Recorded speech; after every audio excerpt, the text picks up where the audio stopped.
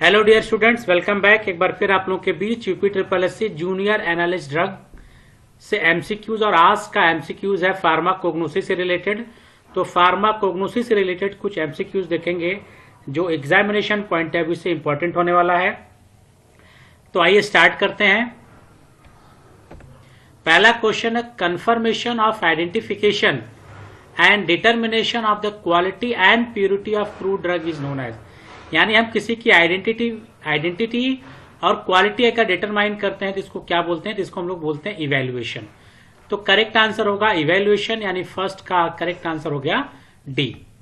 Second है dash means worthless admixture of any material in the genuine drug, यानी किसी भी जेन्युइन ड्रग में हम कोई बेकार चीज मिला रहे हैं तो इसको बोलते हैं मिलावट और इसको कहते हैं एडल्ट्रेशन। एडल्ट्रेशन में हम लोग क्या करते हैं कि जो जेन्युइन ड्रग है उस ड्रग में हम लोग बेकार यानी वर्थलेस चीजें मिक्स करते हैं और ये मिक्स करते हैं इकोनॉमिकल व्यू से, यानी पैसा कमाने के लिए। तो इसको हम लोग बोलते हैं एडल्ट्रेशन। तो करेक्ट आंसर होगा इसका बी। तीसरा, एस्टोमेटल इंडेक्स इन इंडियन सेना is in the range of, क्या रेंज होगा? तो देखें जो एस्टोमेटल इंडेक्स अगर आप देखें तो इसका करेक्ट आंसर होगा 14 to 20। अब स्टोमेटल इंडेक्स क्या है ये देखें यहाँ पे। तो स्टोमेटल इंडेक्स हम लोग कहते हैं इट इज द परसेंटेज है, ये percentage which the number of stomata from the total number of epidermal cell each stoma being counted as a one cell. तो ये परसेंटेज कैलकुलेट करता है number of stomata from to the total number of epidermal cell, यानी total epidermal cell जो है उसमें कितने number of stomata है, इसी का जो परसेंटेज कैलकुलेट होता है उसको बोलते हैं स्टोमेटल इंडेक्स। तो स्टोमेटल इंडेक्स का फॉर्मूला होता है S divided by E plus S multiply by 100, जहां पे S होता है number of stomata per unit area और E होता है number of epidermal cell in the same unit area. तो नंबर ऑफ स्टोमेटल जो होता है उसको हम लोग E प्लस एस से डिवाइड करके 100 से मल्टीप्लाई करते हैं तो हमारा आता है stomatal index. Which of the following is not a method of drug evaluation, इसमें से कौन सा ड्रग का जो इवेल्युएशन है, तो हम लोग बायोलॉजिकल इवेल्युएशन भी करते हैं, केमिकल इवेल्युएशन भी करते हैं, माइक्रोस्कोपिकल।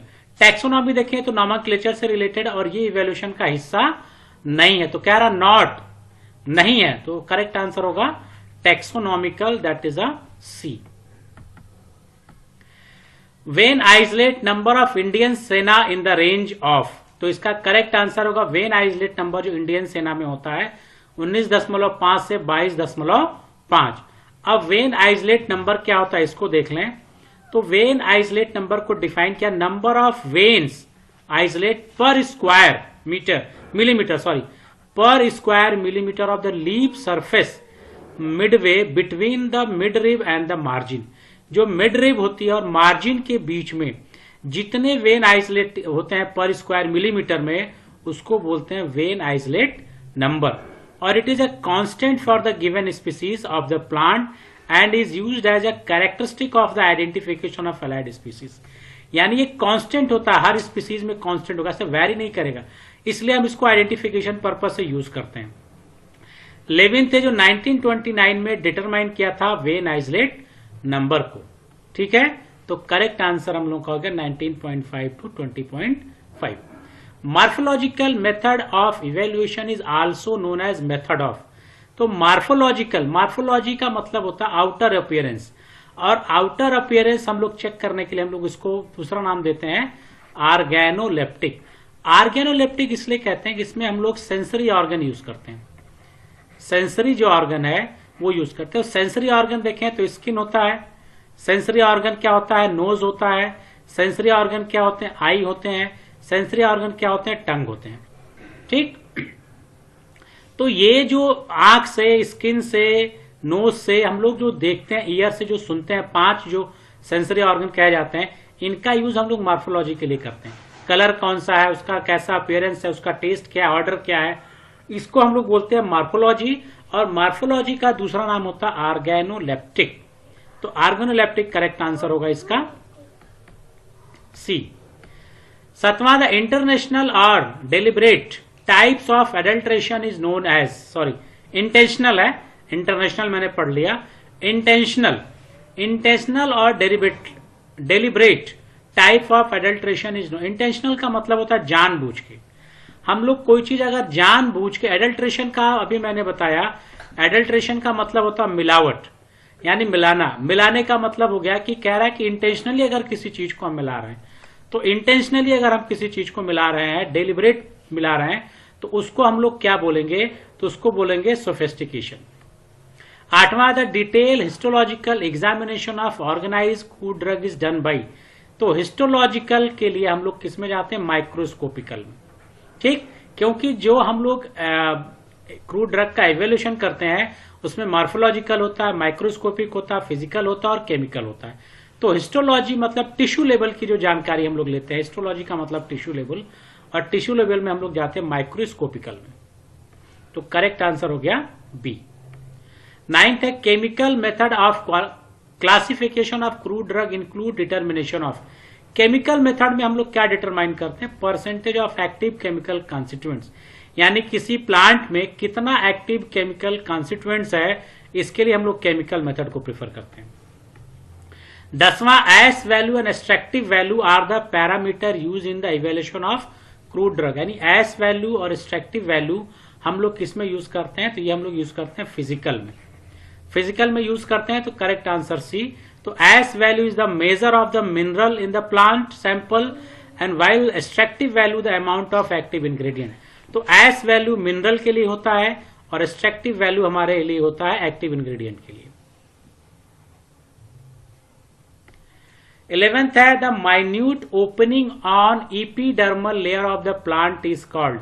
जो छोटे छोटे ओपनिंग्स होते हैं उनको क्या बोलते हैं, तो जो छोटे छोटे ओपनिंग्स होते हैं उनको बोलते हैं स्टोमेटा। यहाँ करेक्ट आंसर आ गया। जो ट्रांसपिरेशन करते हैं उनको बोलते हैं स्टोमेटा। तो करेक्ट आंसर होगा stomata. Cocoa butter is adulterated with. Cocoa butter को एडल्ट्रेटेड किससे करते हैं, तो हम लोग पैराफिन से करते हैं। तो करेक्ट आंसर होगा ए। 13वां, Karl Fischer reagents is used to determine. तो केएफआर देखें एनालिसिस में भी पढ़ाया गया है और ये हम लोग यूज करते हैं डिटेक्ट करने के लिए मॉइस्चर कंटेंट के लिए। तो करेक्ट आंसर होगा बी, मॉइस्चर कंटेंट। 14वां, almond oil is adulterated with. Almond oil यानी जो बादाम के तेल के साथ हम लोग क्या मिक्स करते हैं, तो कॉटन सीड ऑयल हम लोग एडल्ट्रेटेड करते हैं इससे, क्योंकि आलमंड ऑयल महंगा आता है, कॉटन सीड ऑयल सस्ता आता है। तो मिक्स करके वॉल्यूम बढ़ा देते हैं जिससे इकोनॉमिकल वैल्यू बढ़ जाती है, पैसा आदमी ज्यादा कमाता है। तो नेक्स्ट क्वेश्चन देख रहे हैं, average number of stomata present per square millimetre of the epidermis is called. तो एवरेज नंबर ऑफ स्टोमेटा पूछ रहा है। तो यहाँ पे दो चीजें यार, स्टोमेटल इंडेक्स और स्टोमेटल नंबर। जब परसेंटेज कहेगा तो आप स्टोमेटल इंडेक्स कहेंगे, और जब नंबर आपसे पूछ रहा है average number of stomata present per square, तो यहाँ पे रेशियो या परसेंटेज की बात नहीं हो रही है। तो करेक्ट आंसर होगा D, stomatal. Generally clove is adulterated with. Clove को किससे एडल्ट्रेट करते हैं, तो क्लोव को हम लोग एडल्ट्रेट करते हैं जो ए और सी दोनों करेक्ट आंसर होगा। क्लोव स्टार्च से करते हैं और मदर क्लोव से करते हैं। तो ये करेक्ट आंसर हो गया डी। 17th है the mixing of original crude drug partially with other similar looking substance is known as. अब ये कौन सा एडल्ट्रेशन होगा, तो पूछ रहा है। तो यहां पे कह रहा है कि the mixing of original crude drug partially with other similar looking substance को हम लोग बोलते हैं एडल्ट्रेशन। तो करेक्ट आंसर होगा एडल्ट्रेशन। 7वां है dash is the percentage which the number of stomata form to the number of epidermal cell, इसको बोलेंगे स्टोमेटल इंडेक्स।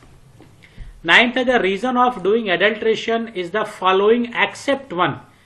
ठीक, एडल्ट्रेशन क्यों करते हैं एक को छोड़ के, तो एडल्ट्रेशन करते हैं प्रॉफिट को बढ़ाने के लिए, एडल्ट्रेशन हम लोग करते हैं कॉस्टली ड्रग है उसके लिए, सैक्रिसिटी ड्रग के लिए करते हैं, लेकिन प्योरिटी के लिए हम लोग प्योरिटी बढ़ाने के लिए एडल्ट्रेशन नहीं करते हैं। तो एक्सेप्ट होगा इंक्रीज इट्स प्योरिटी, ये होगा हम प्योरिटी बढ़ाने के लिए एडल्ट्रेशन नहीं करते हैं। तो correct answer B. When totally different substance is added in place of original drug is called as। When totally different substance, इसको बोलते हैं डी सब्स्टिट्यूशन।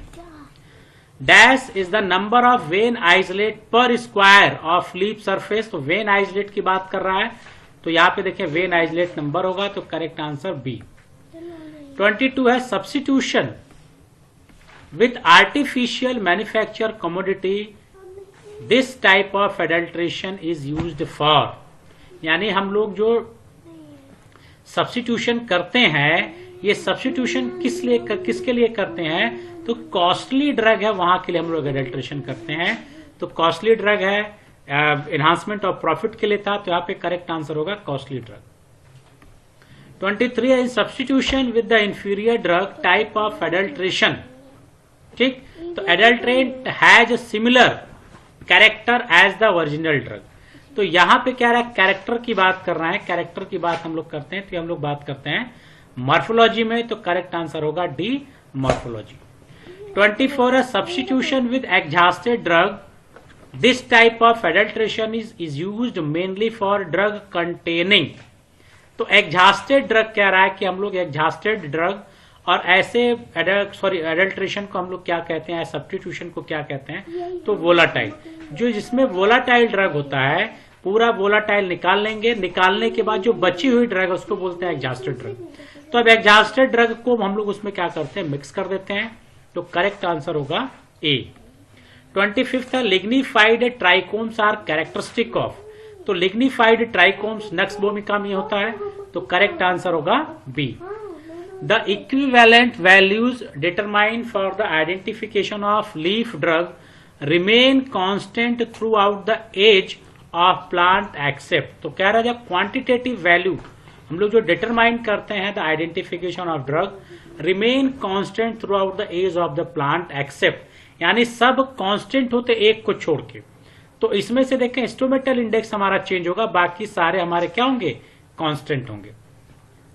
27 है following chemical test are used for the identification of alkaloid except. इसमें से कौन सा alkaloid test नहीं है, तो बॉर्न ट्रैगर टेस्ट जो होता है वो एल्कलॉइड का टेस्ट नहीं है, बाकी वैगनर, हैगर और मेयर ये सारे एल्कलॉइड के टेस्ट हैं।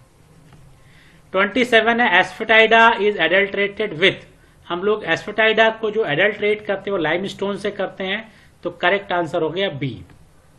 तो ये कुछ क्वेश्चन रिलेटेड थे फार्माकोग्नोसी से, मिक्स क्वेश्चन था, टॉपिक वाइज नहीं थे, कुछ मिक्स क्वेश्चन थे फार्माकोग्नोसी के जो आपके एग्जामिनेशन पॉइंट ऑफ व्यू से इंपॉर्टेंट भी होंगे। और इस ड्रग जो इस प्रिपरेशन की पूरी प्लेलिस्ट जो है वो आपको डिस्क्रिप्शन में लिंक मिल जाएगा, और साथ ही साथ और भी कोई भी इंफॉर्मेशन के लिए आप मेरा टेलीग्राम चैनल ज्वाइन कर सकते हैं जिसका लिंक भी डिस्क्रिप्शन बॉक्स में मिलेगा। Thank you.